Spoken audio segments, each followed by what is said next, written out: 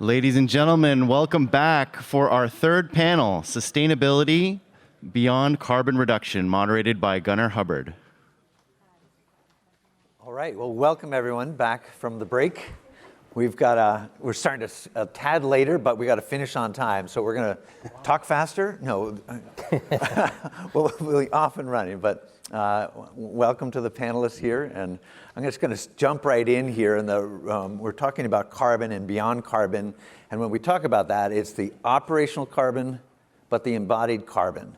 And so we're going to sort of hear that sort of play back and forth. And then obviously we're just going to build from there in a conversation. But why don't I just start right here with Carlos, just kind of a brief introduction about yourself and then kind of what's going on at KPF. All right. With carbon and beyond, yeah. Thanks, Gunnar. So yeah, I'm Carlos Cerezo. I lead KPF's environmental performance team and in our New York office. And I think that the question about beyond carbon was interesting when you posted and when it came for the session, because from the design and architecture side, I feel that lately a lot of our projects are turning a little bit into sort of an accounting exercise, which is obviously very important to understand kind of a carbon target and how do we get there, but veers away a little bit for ending with a better building or a better place. So the beyond carbon is not so much about not focusing on carbon and embodied carbon, which is a lot of the discussions we're having now in the office, but trying to tie back those to quality of the building, quality of architectural components, and decisions on carbon that go towards things that are valuable in the longer term versus things that might reduce a lot of carbon, certain technologies that might run obsolete earlier, right? So I think that that's how we like to think about it. And then look at other aspects that are outside of the mitigation side, like regenerative design, thinking about microclimates and kind of urban environments, which are maybe getting outside of the frame for clients that are very much focused on ESGs, and we have this mandate to get to a certain percentage, and that's the focus, right? Electrification and carbon electrification, and maybe they forget that the street matters and that temperatures are going to rise, and that might affect other aspects in their buildings. That's great. That's a great time. Yeah, the whole accounting piece. I think we'll kind of build on that a little bit as we go. So I'm Joe Lauro. I'm the co-managing director of the New York office at Gensler, and I also lead our design community globally for the firm, which focuses a lot on what our position is on sustainability. And what we've done, so in 2019, we were in the United Nations and we made a declaration that all of our work by 2030, all of our work will be carbon neutral. And so how do you do that? And I think, Carlo, you started to speak to that. It's really about how do we address an ecosystem, not just an architectural perspective. We have to work with our vendors, our consulting partners, our construction partners to really start having a conversation about what's going to make change. For instance, if I specify something that's actually not available, I create a threshold that we want to do from a performance perspective, and no one is able to do that, we're really talking to ourselves. And so what we have done is part of what we call GC3, which is how we're approaching climate change. We really have gone out to all of you and all of our partners in the industry and started to talk about what is your approach and how can we partner with that and feather in an approach that is something that's going to actually change the industry.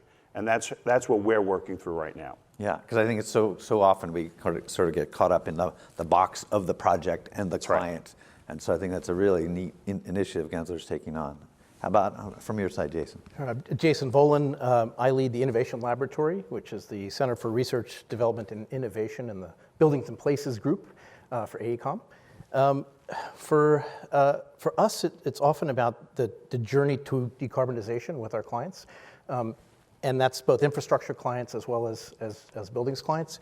And so if we kind of build on the idea that it is seen as a calculation, for us it's what are all of the intangibles that go along with that. So we know how to make a very efficient box, and we can now make a very efficient no carbon box, but then there's all of the other components of wellness, speed to market, the cost of carbon, and then the journey that it takes to get to those major metrics like 2030, the climate pledge in 2040, the 80-50 plans. So all of those metrics are a building cycle to multiple building cycles down the road, and to kind of think, what can we do today? Low-hanging fruit, changes we should make, but then how is that impacting performance, and ultimately looking at carbon as a as a kind of liberator for design and ideas. Because if we all have to reach a kind of agreed upon metric, then how we get there begins to differentiate us and create delight, right? Rather than a kind of a spreadsheet.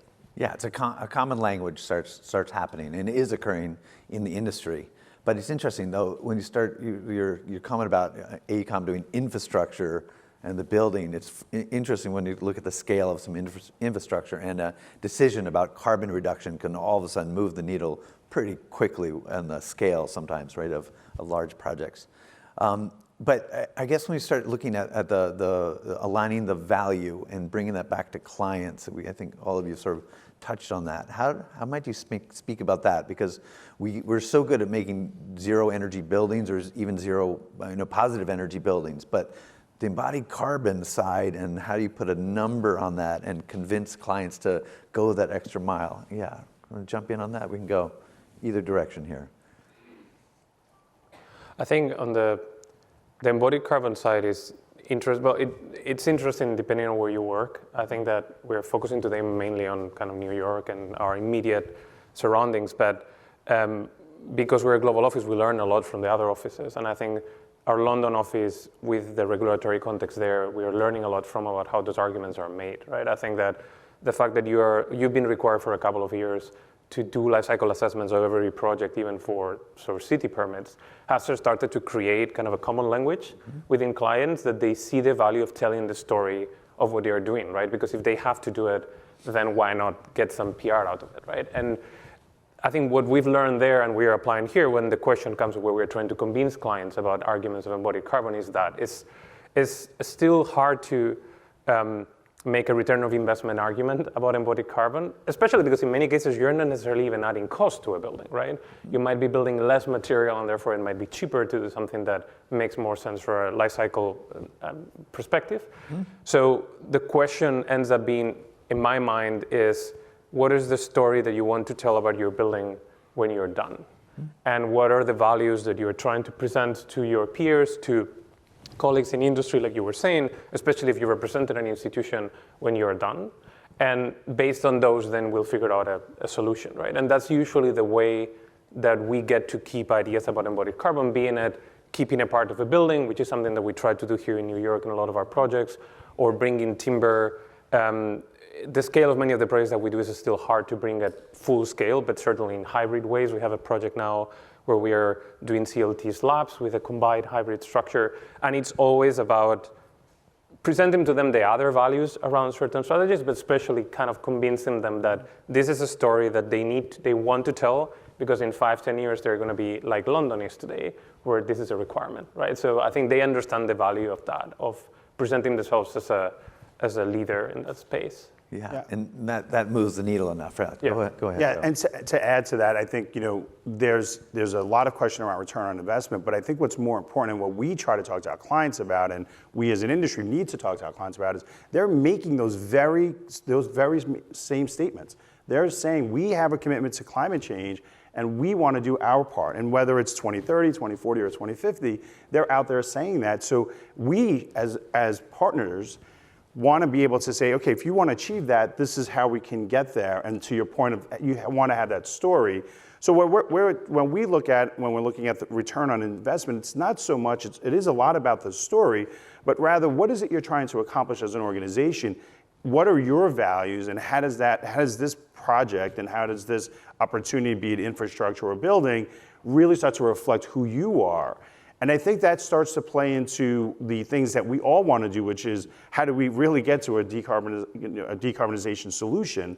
We're doing, I think that, we're all New Yorkers, or most of us are New Yorkers, and Local Law 97 is impactful for so many different ways. And part of that is, because it's a policy change, many of our clients, now they have a platform to allow for them to meet their very stated goals. So I think that's, it's a combination of really speaking to their values, speaking to the policy changes that have happened and that we're all going to work through, and then give them the guidance on how to get there. And I think when you start talking about that, right, you start to see that we're all responsible, and our clients, listen, we have to speak to the money part of it. And to Carlo's point, often it's not necessarily additive, but we have to be we have to be strategic enough to understand how to get there and speak to our teams in a way that allows for them to see that path forward. Yeah, and the reality that sustainability is so much at the forefront, where someone like me who's been in it for 30 years, I was pushing a lot of rocks uphill for a long time. Right. It's pretty exciting that the financial industry is behind it. That there's the conversation is like not if we should do it, it's how we're going to do it, how we're going to improve upon it. So it's exciting that way. Or Jason, you want to build on that? And we have a fiduciary responsibility that goes beyond the kind of typical contractual responsibility to our clients to look ahead. The things we put out there will last, depending on the client type, decades or hundreds of years. And so we have to be thinking ahead and presenting those options. So in some cases where thinking about decarbonization in the world is if you don't decarbonize, you will not get the job, like UK and I, for example, versus some parts of the United States or Asia where it's becoming, but it's not quite written in stone. You have to think about that longer term value, and that relationship to embodied carbon is interesting because today when you look at the models, it is not that big. And that's largely because we haven't electrified the grid. And so as the grid electrifies, and it'll be electrified here, it'll be electrified in all places, eventually it will be electrified. I can't tell you if it's 15 years or 30 years, but it will be there. When it's electrified, what you have less is resource scarcity. Right? And that resource, it's about, in my view, it's about that resource that's going to be left in 30 years. You say it's dwindling. There's only so much. We have to be responsible with it. And it's a case of diminishing returns. Eventually, you're only left with that. But our buildings now account for that carbon then. Yeah. So making those decisions now with our clients and walking them through why that's valuable is important. The longer-term owner-operators see it easier than the ones that are going to exit their property, but the ones that exit their property also understand the workforce cares about this. And so the leasability is important for them too. So depending on the client type, you can talk about that return in different ways. Yeah, and to what I was saying earlier, I think it becomes a really powerful tool to put the discussion around carbon to a better building. Because it's I'm so happy that sort of life cycle thinking in general has got into the industry as a more mainstream thing finally, even if it's very obsessed about embodied carbon right now, but that opens the door to all of those other impacts or all other things about provenance and where materials are coming from and what does that mean that we can finally have because we have this sort of common democratizing measure or metric that you were talking about earlier, right? KPF created last year kind of a department focused on equity and inclusion to projects, and there was a lot of thinking about what are the metrics for that we use, how do we present them to clients, and we were talking a couple of weeks ago about embodied suffering as in something that almost every corporation has some sort of ISO that talks about how they protect against slavery practices in the sourcing of their products and so on. But suddenly we have a tool and a method and a way of looking at materials and things that we select and apply in buildings that allows us to account for that in a maybe more quantifiable way. And that's super interesting from a design perspective, and it's possible because we have this kind of system available to us. Yeah, that's really interesting. I mean, those are conversations that are sometimes hard to have or get the data. Yep. Yeah, right, it's all about disclosing that information. Where is this being sourced from, and what are the practices to arrive at that? That's really interesting. I mean, if I can just add to that, it's really important to recognize that the industry is not measuring all of, when you go out to, the industry is not there yet. Right, we're talking about it from a very strategic place, but if just at a very simple term, if I specify glass, and I try to get the quantitative data on that in terms of operational carbon, it is not available for the entire industry. So we're talking about strategically how to move things forward, and I like your point before. Let's electrify our projects so that when the infrastructure gets there.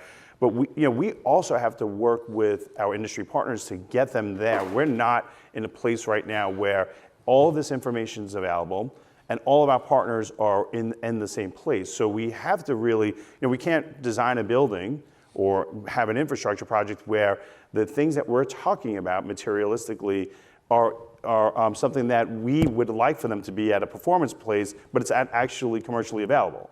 So it really is, it's designing there from a strategy perspective, and then how do we get there from all the other aspects of it? And I think, again, with our local law here, it's going to start to push the industry, right? We're in an incredibly large market. We're doing an electrified tower right now, and there will be no gas in the building. We would not be having that conversation 3 years ago. We just wouldn't be having the conversation. Yeah. So when we start thinking about it, we start thinking about what we want to measure. We really have to start creating baselines and thresholds so that way we can improve upon it. And that's where I think the industry is today. It's really identifying where are we and how do we start moving it forward. But it's all aspects of the industry. Yeah, and it's so hard, I guess, to get away from that first cost, to really think about durability, and then, but the value, and then the investors are looking for a different investment, which is, I think, helping.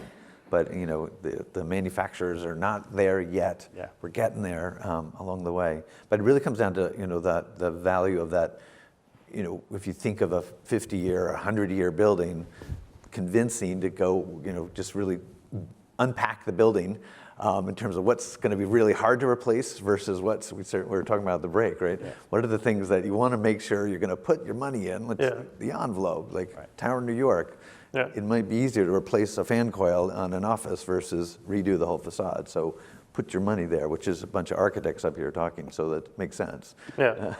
Well, but it's funny because I think those questions about what's valuable for a developer or an owner, or those questions usually come from them. Like, I mean, for us, it's great because that's what we want, right? But I think that especially because now we have this common language, and we also, and I think there's the value that you were talking about, we have an excuse to bring more people onto the table, right? When we were talking about carbon than we were talking about LEED 10 years ago, right? As the driving argument for sustainability, not that everything else is not important, but because you have everybody there on the table, the manufacturers, providers, the utilities sometimes in some projects, you get to have more sophisticated conversations with the clients, and they are thinking in other terms about what decisions do they make, right? They have a goal. Oh, my CEO told me that all projects need to be carbon neutral by 2030, right, or 2025. So, Mr. Architect, tell me what should I do? And it's interesting because in the end it's a number, but you get to navigate it in different ways, and they will ask you, okay, what is the smartest solution? I understand. I could pay X amount of money in RECs or in offset somewhere, maybe not for Local Law 97, but in other places. Or I could put a lot of money in insulation, or I could buy this really fancy heat pump that just came out, and there's just one company that offers it, right? So tell me what should I do? And it's a question of really thinking what is the decision that in the lifespan of the building makes sense, that you're not going to be able to do later, and that is not going to run obsolete, right? And sometimes it's safer to wait on certain things, and that's the right decision, right? So I think those discussions we wouldn't have before. It was a much, much simpler, right? Like all came down to cost and simple VE exercises, and now a client is asking those questions in a kickoff meeting, right? Which is amazing, right? It really helps steer the conversation quickly in what we would say a better direction, right? So on the metric side, that's we were talking about that. We don't want to all just be there counting along the way, but how sort of that play between what the commitments you make as a company or as different firms, and TT's made some pretty serious commitments that we have to figure out how we're going to meet those and continue on. But and then it's the clients, as you were saying, have set to some commitments. So we're trying to produce buildings to help meet their targets. Right. But I just coming back to Jason, you had mentioned science-based targets, AECOM. Can you speak a little bit about that in terms of how your measuring stick, I guess? Yeah, we signed on to the Science-Based Targets Initiative, which is to support the Paris Agreement, to help keep temperatures below a 2 degrees centigrade rise, effectively. And so we also signed on to the Climate Pledge, which is to get there 10 years early. So those are internal, what we're doing as a company, and as we are ourselves an ESG company, those are the commitments that we made. And the science-based targets is important because, and they will adjust over time as we learn more, but it's a starter of a conversation where we can all agree upon something. And say, hey, if we agree that this is a target, and we agree on certain ways to measure that and report that, that's a place to start. And we don't know if that will hold and whether those will change because the science evolves and we're learning more. But we do know that doing nothing will do worse than nothing, right? Doing nothing is bad. So by signing on, that was important for us, and it allows us to do a couple things. It's internally. So we had 2018 is our baseline. So by 2025, we're cutting our operational carbon down, our business travel, our procurement down. And ultimately, the commitment that we're making through a program we call Scope X, which is how we solve for carbon with our clients and go on their decarbonization journey, is to reduce the carbon in our designs, whether they ask for it or not, right? So we have that alternative to give them. And in many cases, I think that I'm going to circle back to the capital cost issue because I think that's important. There can be a significant capital cost, but it's still the smallest cost in the life cycle of the building by far. And so the people using it are significantly more costly looking at the kind of broader boundary of what costs go into the building. And the operational cost it pales in comparison to the people. So that capital cost that supports the people along that journey who care about carbon, the average person, it's a conversation the world is having, right? Wherever you fall on that, it's a conversation we're all having. And those things are really important when you say, well, what I think is lacking is the financial mechanisms to support that increase in the capital cost. And it's not like it's not there, because when you own an asset for a certain amount of time, or we get a regulation, like Local 97 or Title 24 or some of the other decarbonization regulations in other countries, you can bank against that and you can loan against it. It makes it easier to defer that capital cost over years. But energy savings performance contracts have been around for a while. Right. They're more challenging in New York for a variety of historical reasons. But that doesn't mean you can't think about those, as well as things like carbon saving performance contracting, where it's a very different model of how can I leverage that long-term decarbonization to afford the things that will help me get there today. I wonder if it gets, are we getting to a point where there's a risk of not, delivering a low carbon building? Have we reached that point? I guess if investors are asking for it, right? We're there. Yeah. Right? Yeah. Yeah, I think that's very much something, that at kind of large scale portfolio investment clients are already thinking about. But even at the individual project, we are working a little bit with a research group at the MIT Center for Real Estate, looking exactly at that, at how the methods they've historically applied for risk on market fluctuations when you're investing in a property would apply to the risk associated with not electrifying today, for example. What is the risk of not electrifying today versus what I'm giving up, right? What I'm giving up if I electrify today a very tall building might be some square footage for heat pumps and some initial capital cost, right? The risk that I'm assuming if I don't is that in addition to whatever I expect to pay, say, by Local Law 97, there is Local Law 154, right, that requires new buildings, like large commercial buildings, effectively in 2027, right, to be fully electrified new buildings. So what I risk is that I might find myself in 10 years competing in the market with other properties immediately around me that are electrified and that I'm pointed at as the one that is not, right? And that's a risk that is hard to quantify. There are people trying to find ways to do it, but it's very much in people's minds at that level, right? It's not a rarity anymore, it's one more factor to consider, which I think is really interesting. And then there are other, and even like things like energy prices, right? Like there was this, traditionally, like when you talk about electrification to somebody and carbon from that perspective, it's like, oh, but electricity is so much more expensive than natural gas. So operationally, this is a terrible idea. And now suddenly you have the war in Ukraine and gas prices spiking up, and we're working on a project here in New York for a lab building where the client is telling us, no, let's redo the calculations, because right now gas is like 3 times what it was last year. So I need those numbers. I don't care about what was happening before.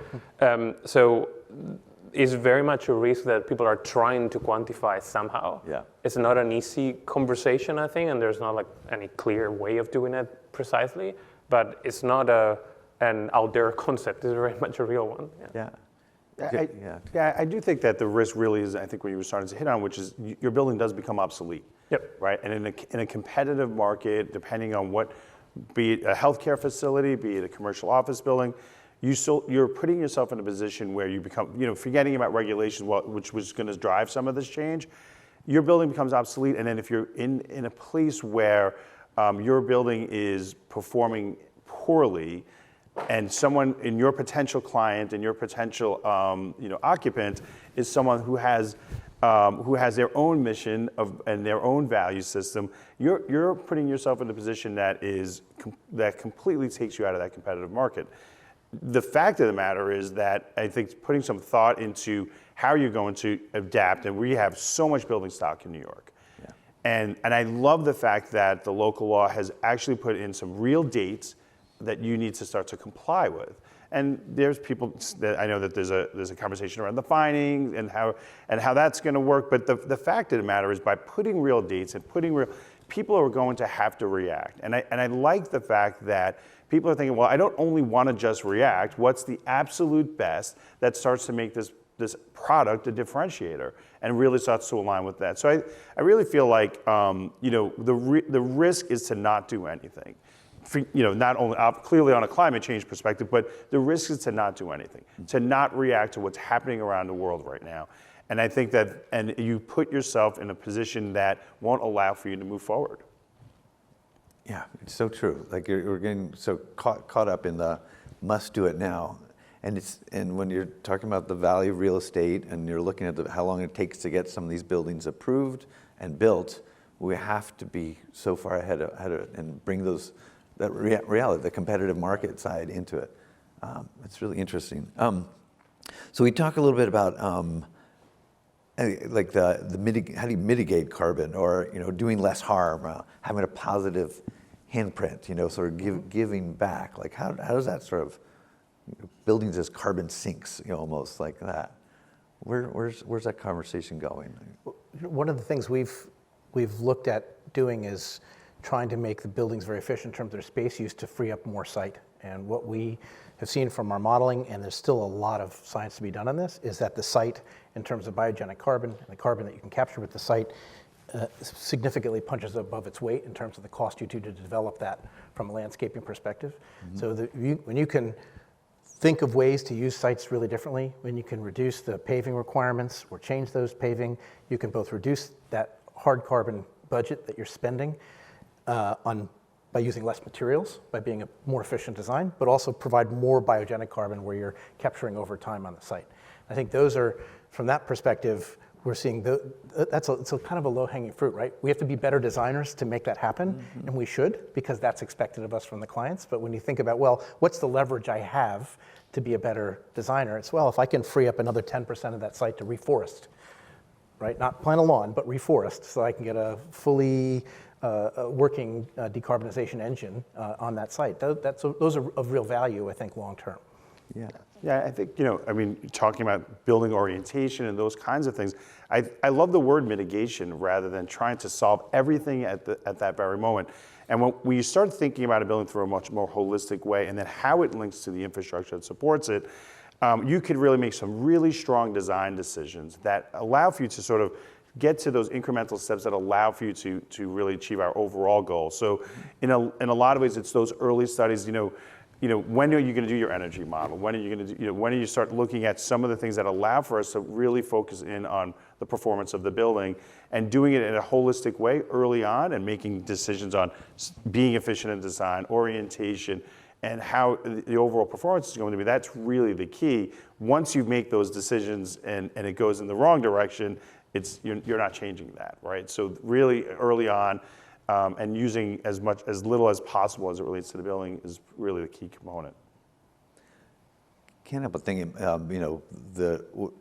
everything that's happening right now in terms of mass timber, right, is obviously that's a way of sequestering carbon with your building structure, and obviously the concrete is huge environmental impact on climate change, and where's the steel coming from? And there's movements now, right, of switching over all electric arc furnaces. So, we're getting there. The industry's changing, but the mass timber one, we can't get it fast enough, and it's but it makes so much sense. Yeah. I don't know. Are you guys working on some of the mass timber projects? Yeah.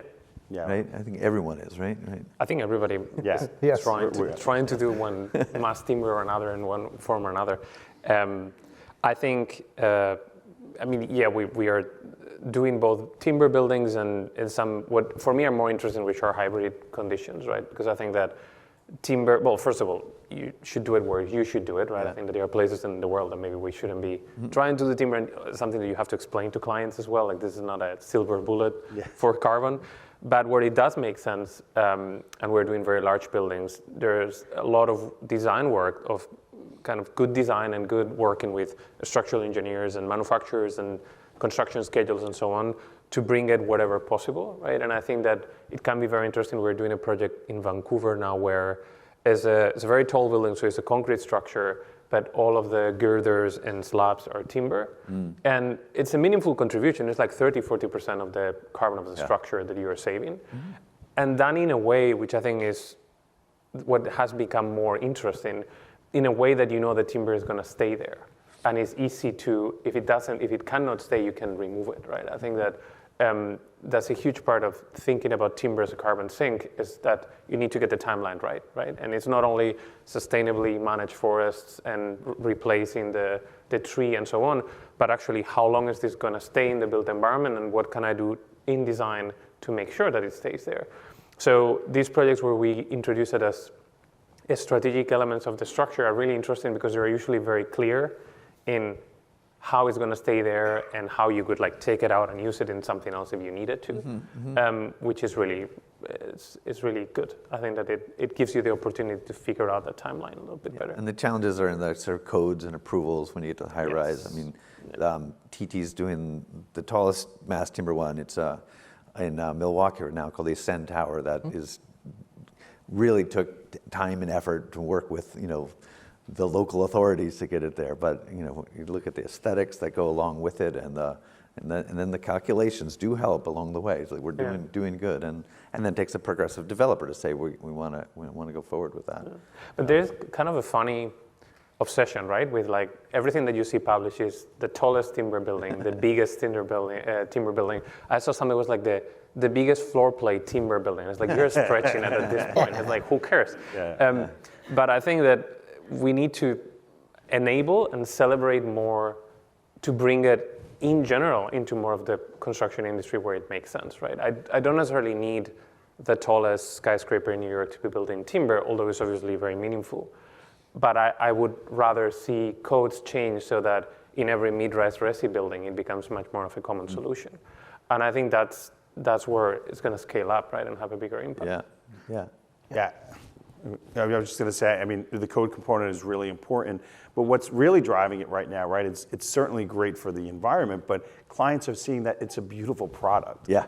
So the demand's actually coming up. They see what they can get from. So, it goes back to the whole conversation about like, we have to make people aware. And now that you're seeing a lot more timber buildings in the market, not here in New York, but in the market globally, you're starting to see much more of a demand, and now you're seeing much more manufacturing of timber product, and there's a lot more providers.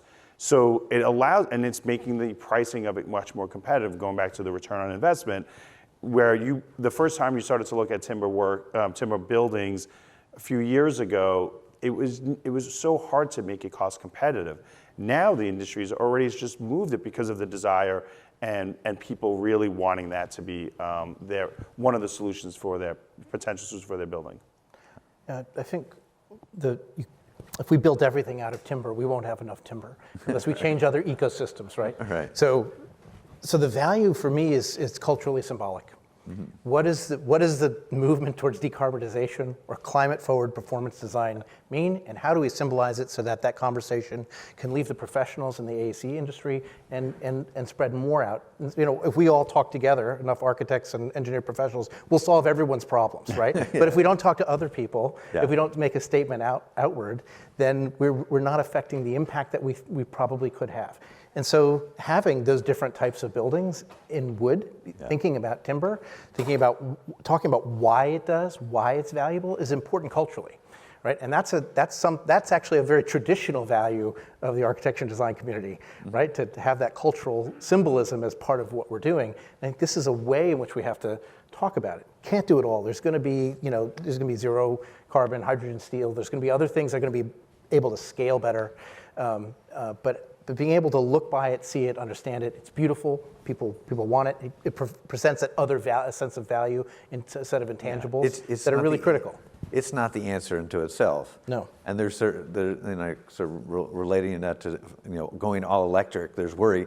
If we go all electric, the grid won't handle it. Well, we're not going all electric overnight. Okay, this is not going to happen. It's a message. But it's a message, and it does drive the change in the infrastructure. Yes, right? and right. So, that's all. So when we start thinking about how do we have to make the infrastructure more robust and more reliable and more renewable, that's going to start driving that change. If we stay status quo, we know where we are. yeah, that's where New York's doing some pretty amazing things at the scale of the city to be putting forward.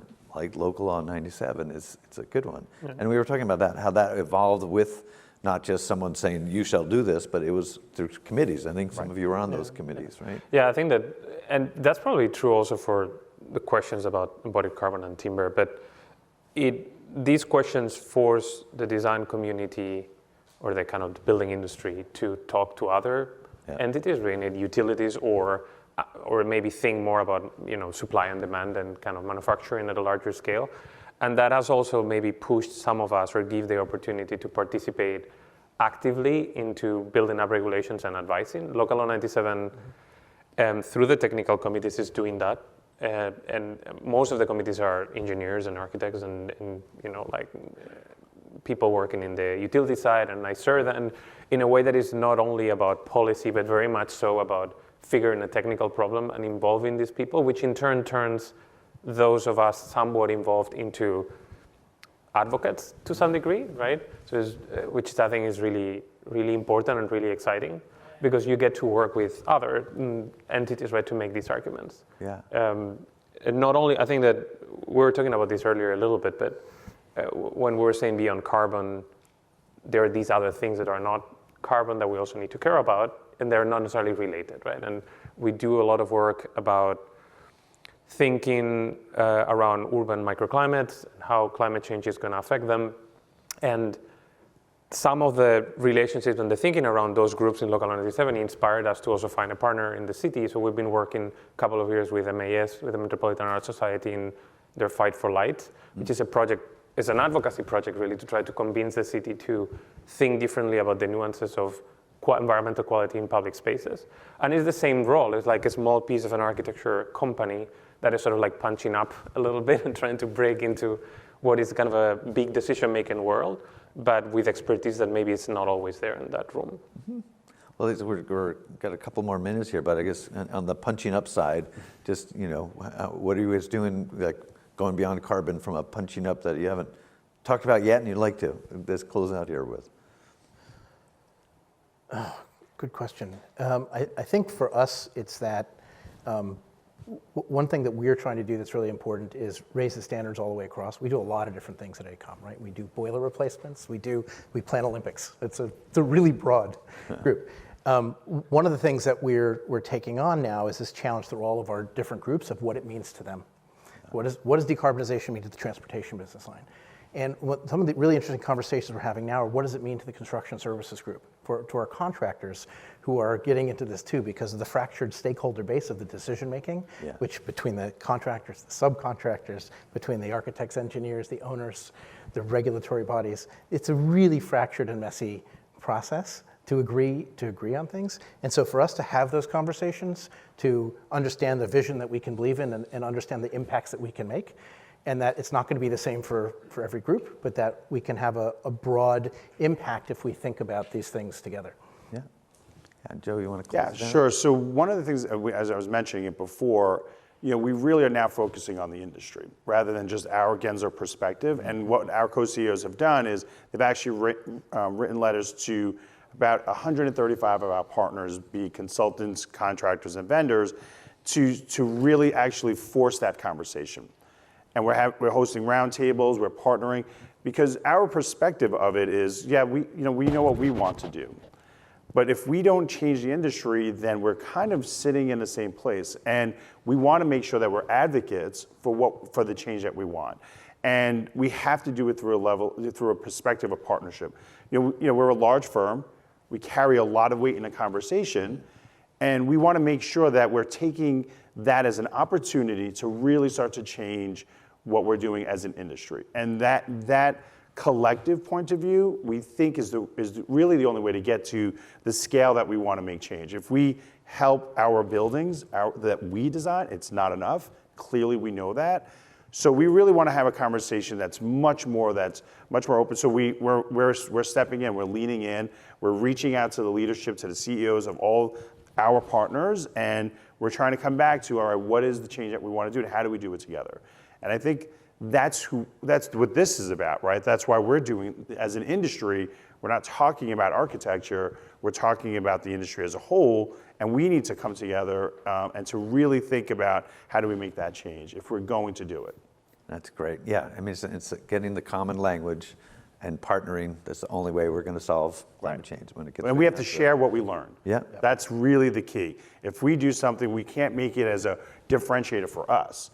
I have to talk to my KPF partners, my AECOM partners, to make sure that, hey, we've learned this. This is something that's good, and we have to get it out to the industry. If we do it for ourselves, again, we're just talking to ourselves. That's a great way to end this session. Great. Awesome. Thanks, everyone.